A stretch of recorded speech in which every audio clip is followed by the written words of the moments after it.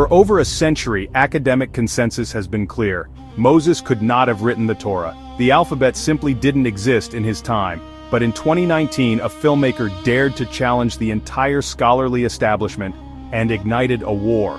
This is the story of an academic battle that tore through universities, destroyed reputations, and asked the ultimate question: who controls the truth about our past? Timothy Mahoney wasn't a scholar. He was a filmmaker with a dangerous idea. After investigating claims about the Exodus, he stumbled upon something that would shake the foundations of biblical archaeology. The problem was simple. If Moses lived in the 15th or 13th century BCE, how could he have written Hebrew texts when Hebrew writing wouldn't exist for another 500 years? It was an insurmountable chronological wall that had stood for generations. But Mahoney had found scholars who claimed that wall was built on false assumptions. Enter the rebels. David Rohl, an Egyptologist who had been redating ancient history for decades. Douglas Petrovich, a biblical scholar with credentials in ancient languages. And Rabbi Michael Bar-On, a Hebrew speaker who claimed to see biblical text where others saw meaningless scratches. They weren't just questioning dates, they were claiming that inscriptions found in Egyptian mines, primitive scratches on rock faces dating back nearly 4,000 years, were actually Hebrew, the first Hebrew, written by Israelites, possibly even by Moses himself. The academic establishment was not amused. Professor Orly Goldwasser of Hebrew University spoke for many when she dismissed the claims.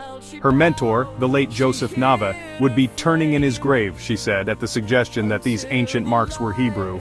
But the rebels had evidence. They pointed out that Nava himself had admitted that in the 10th century BCE, Hebrew, Phoenician, and Aramaic were indistinguishable from one another. If that was true, why assume the earlier script was Phoenician rather than Hebrew? Behind the academic language, a bitter personal battle was raging. Douglas Petrovich, armed with a PhD and years of specialized training, unleashed a devastating critique not just of the theories but of the people promoting them. David Rohl, he declared, was not a scholar, merely a bachelor's degree holder with no knowledge of Hebrew who relied on amateur translations by rabbis unqualified to read ancient texts. The rabbi who had translated inscriptions for the film, Petrovich, was brutal. He has no idea what he's doing. Even filmmaker Timothy Mahoney wasn't spared. Petrovich compared him to rats who follow the Pied Piper blindly. But the story didn't end there. Rabbi Michael Bar-On emerged with claims that would either revolutionize ancient history or expose the dangers of wishful thinking masquerading as scholarship. Using high-resolution photography and 8 years of painstaking analysis, Bar-On claimed to have found something extraordinary: Moses' actual signature in stone.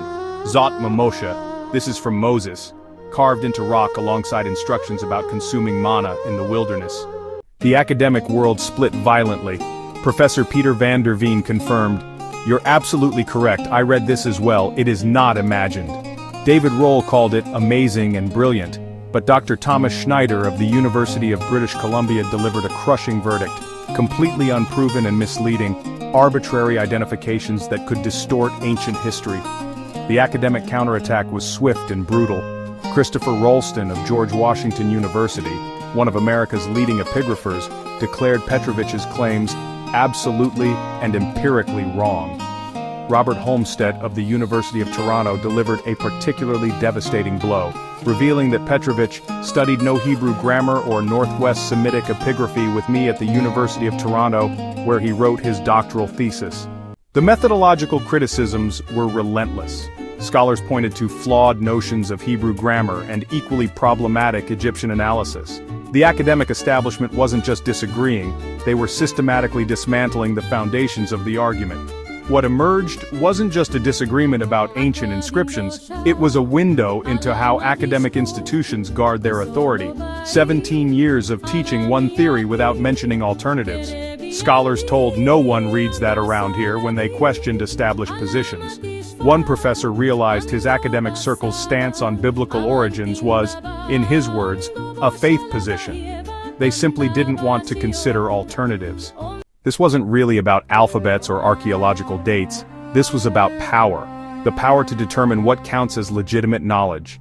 On one side, credentialed scholars defending methodological standards and peer review. On the other, outsiders claiming those very standards were being used to suppress inconvenient discoveries. If the rebels were right, the implications were staggering.